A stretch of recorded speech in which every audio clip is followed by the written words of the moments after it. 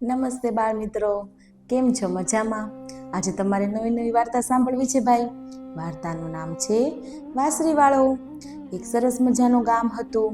એ ગામમાં ઘણા બધા ઘર હતા, મંદિર હતું, એક નાનો ચોક હતો અને બાજુમાંથી નદી વહેતી હતી.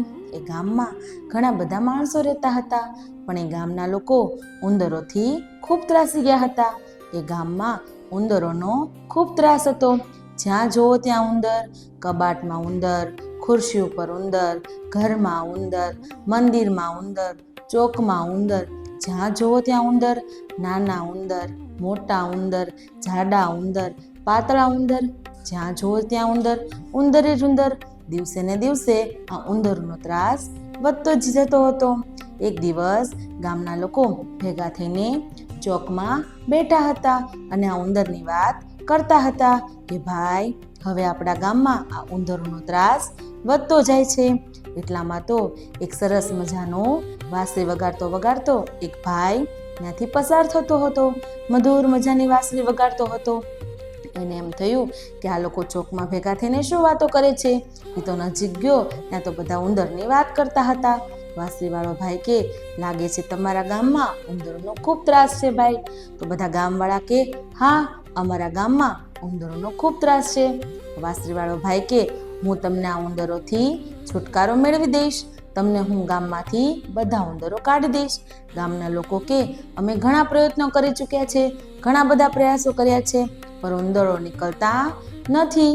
વાંસળીવાળો કે, હું તમને કાઢી દઈશ, તમે મને 1000 રૂપિયા આપજો. ગામના લોકો કે, અમે ઘણા બધા પ્રયાસો કર્યા છે, તું પણ એક પ્રયાસ કર. જો તારા આ પ્રયાસથી ઉંદર નીકળી જતા હોય તો કાંઈ વાંધો નહીં. વાંસળીવાળો કે, કાંઈ વાંધો નહીં. વાંસળીવાળાએ તો પોતાની મધુર વાંસળી વગાડવાની શરૂ કરી.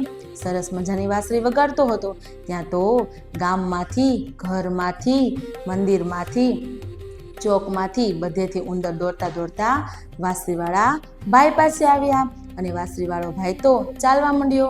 વાંસળીવાળો ભાઈ આગળ આગળ જાય, ઉંદરો બધા એની પાછળ પાછળ જાય. વાંસળીવાળો ભાઈ તો નજીકમાં નદી હતી ત્યાં આવીને ઊભો રહી ગયો અને ધીરે રહીને નદીમાં ઉતર્યો અને ઉંદરો બધા નદીમાં ઉતર્યા અને બધા ઉંદરો તણાઈ ગયા. આખા ગામમાંથી બધા ઉંદરો જતા રહ્યા. બધા ગામવાળાએ તો આ જોયું. ગામવાળા તો ખુશ થઈ ગયા. વાંસળીવાળો તો પાણીમાંથી નીકળી અને ગામવાળા પાસે આવ્યો અને પોતાના પૈસા માંગ્યા. ગામવાળા કે, અરે, એમાં શેના પૈસા? ઉંદરો કાઢવાના તો કાંઈ પૈસા હોય, એમ અમે તને કાંઈ પૈસા દઈએ નહીં. એટલે વાંસળીવાળો તો નિરાશ થઈ ગયો. વાંસળીવાળાને એક યુક્તિ સૂજી. વાંસળીવાળો તો કશું જ બોલ્યા વગર ફરીથી વાંસળી વગાડવા માંડ્યો. વાંસળી વગાડવા માંડ્યો એટલે ગામના માણસોના જે નાના નાના છોકરા હતા ને ભાઈ, એ ઘરમાંથી બહાર નીકળી અને વાંસળીવાળા ભાઈ પાસે આવીને ઊભા રહી ગયા. પછી વાંસળીવાળો ભાઈ નદી તરફ ચાલવા માંડ્યો. બાળકો પણ એની પાછળ પાછળ ચાલવા માંડ્યા. એટલે ગામના લોકો ચિંતામાં આવી ગયા ભાઈ કે આ વાંસળીવાળો છે એ નદી તરફ જાય છે, એણે જેમ ઉંદરોને તણાતા મૂકી દીધા એમ આપણા બાળકોને પણ એવું કરશે.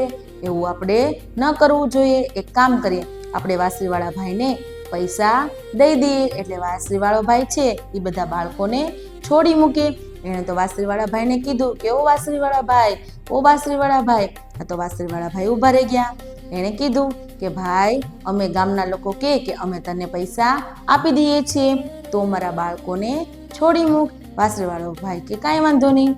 વાંસળીવાળા ભાઈએ તો બધા બાળકોને છોડી દીધા. બધા બાળકો પાછા ગામમાં જઈને રમવા માંડ્યા અને ગામના માણસોએ વાંસળીવાળા ભાઈને 1000 રૂપિયા આપી દીધા. વાંસળીવાળો ખુશ થઈ ગયો, ગામના માણસોય ખુશ થઈ ગયા અને આખું ગામ ઉંદરોથી કંટાળી ગયું હતું ને એ ત્રાસ મુક્ત થઈ ગયું. ખાધું પીધું ને રાજ કર્યું.